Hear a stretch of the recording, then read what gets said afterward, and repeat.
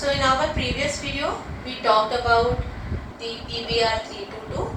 Now we will see a few more artificial plasmids. Okay. So we have talked about the plasmid, that is extra chromosomal material of a bacterial cell. We talked about PBR322. Now our next cloning vector is PUC. So this is PUC plasmid. Here P stands for plasmid, U stands for university, and C stands for California.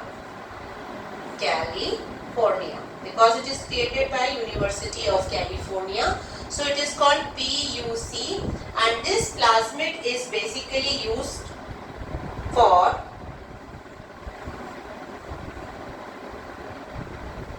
transferring the desired gene, and here the selectable marker is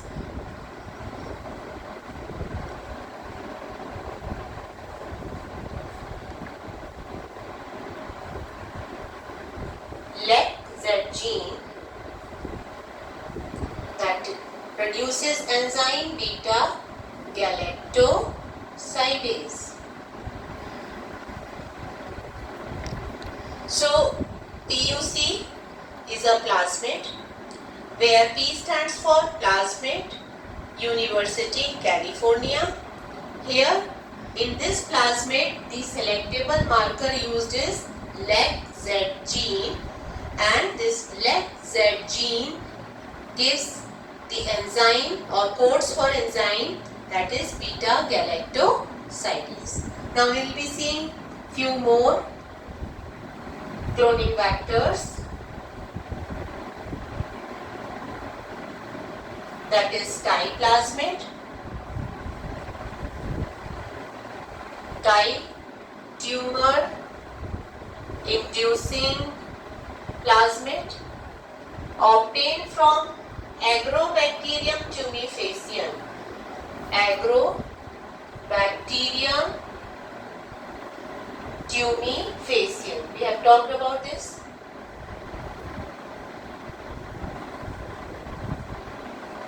That this bacterium causes tumor in tobacco plant, in dicot plants. So the plasmid is obtained from this bacterium, and it helps to transfer the desired gene to the plants. Next, let us take is Ri plasmid, that is root inducing. This is also obtained from Agrobacterium tumefacium. Then next cloning vector we can take as virus and phages. Then next YAC, that is yeast artificial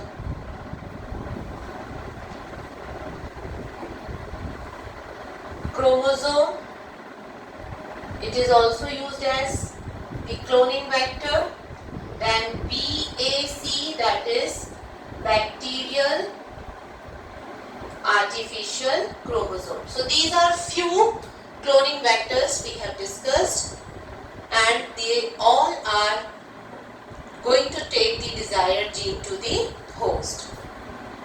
So YAC was obtained during HGP, that is Human Genome Project, to carry large DNA segment. BAC, that is bacterial artificial chromosome, this also was generated during HGP to carry DNA segment.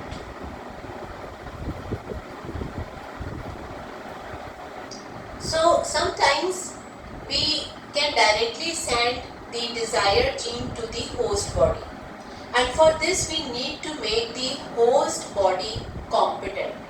So how to make the host body competent? Let us see this. Competent host cell. So there are two methods to make the host cell competent so that it can receive the desired DNA or desired gene. Okay, so the first method is treatment with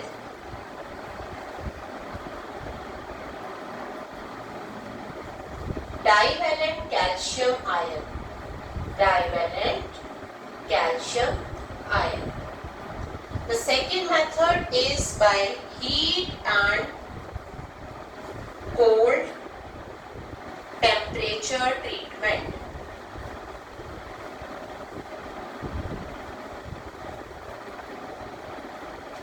So if we take a cell and cool it to 0 degrees Celsius and quickly we transfer this cell which was kept at 0 degrees Celsius to 42 degrees Celsius, then this is called heat shock, because we are bringing a sudden change in temperature, and this will make the cell competent to receive the desired gene.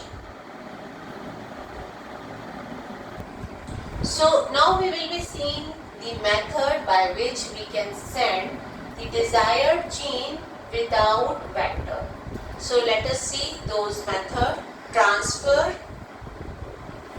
of gene without vector. Without vector. So the first method is chemical treatment. Chemical treatment. Now what is being done here? We can take polyethylene glycol, that is PEG, and here we have to take the cell without cell wall. This is the cell without cell wall. Along with the desired gene. Suppose this is our desired gene. So this is the cell without cell wall along with desired gene. So desired gene without cell wall can easily enter to the cell using PEG. So this is called chemical treatment.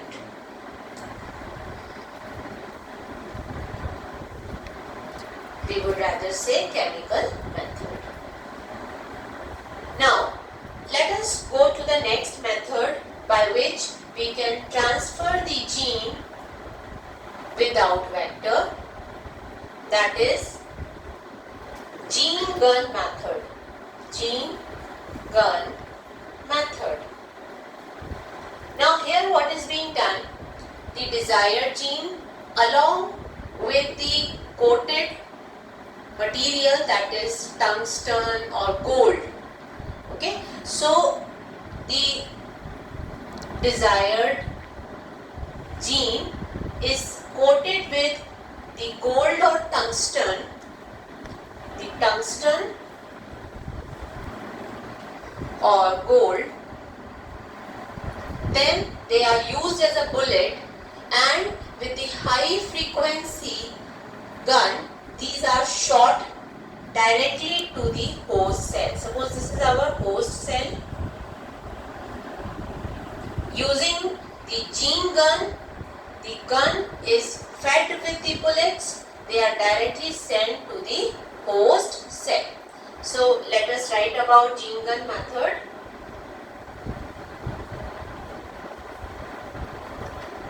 So this is also called as biolistic method.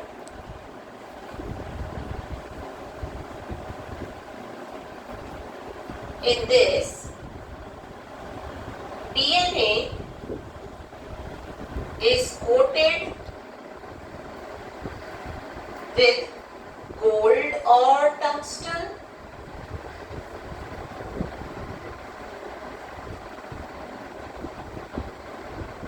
and then shot either to the plant cell or animal cell. Most of the time plant cell, either to the plant or animal cell.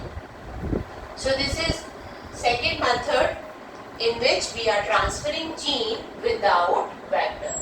Now let us go to the third method,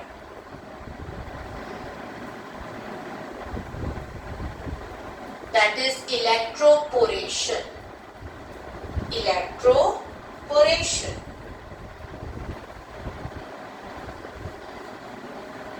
Now in this method, high voltage current is passed over the cell. So what will happen? The cell will have pores on it, because high voltage current will create pores.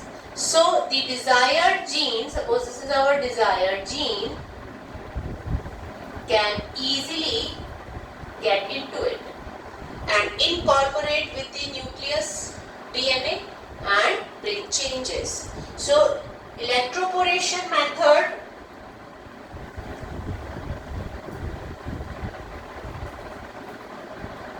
host cell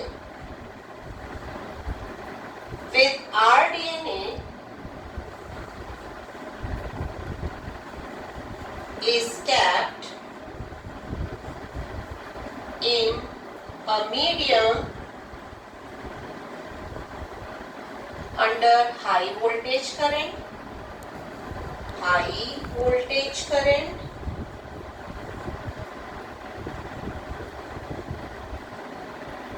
This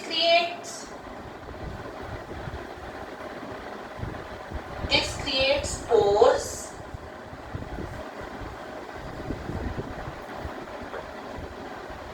which are temporary on the wall, so that foreign DNA can enter.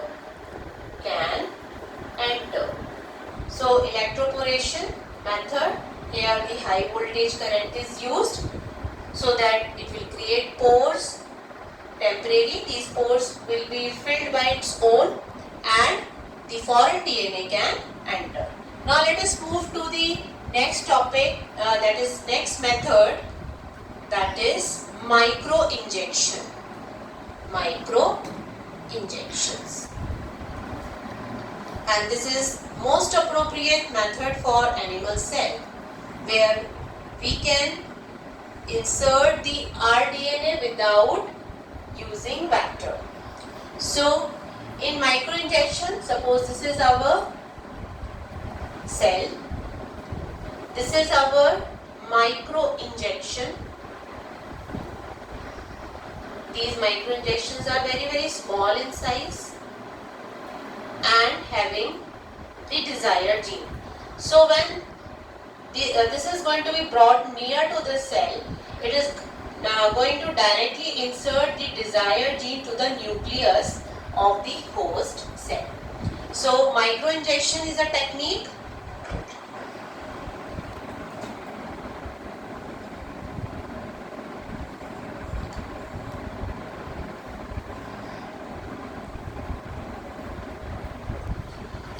method where micropipettes or injections are used to insert desired gene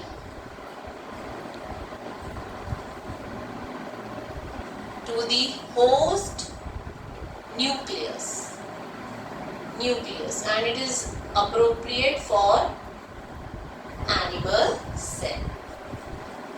So we have seen 4 method of sending the desired gene. This is going to be desired gene which we want to be inserted to the host cell without using vector. The first one was chemical method using PEG, that is polyethylene glycol. Second method was gene gun method, also called biolistic method. Third we have seen electroporation, and fourth one is micro injection. So we will be taking up the next topic in the next video. Thank you.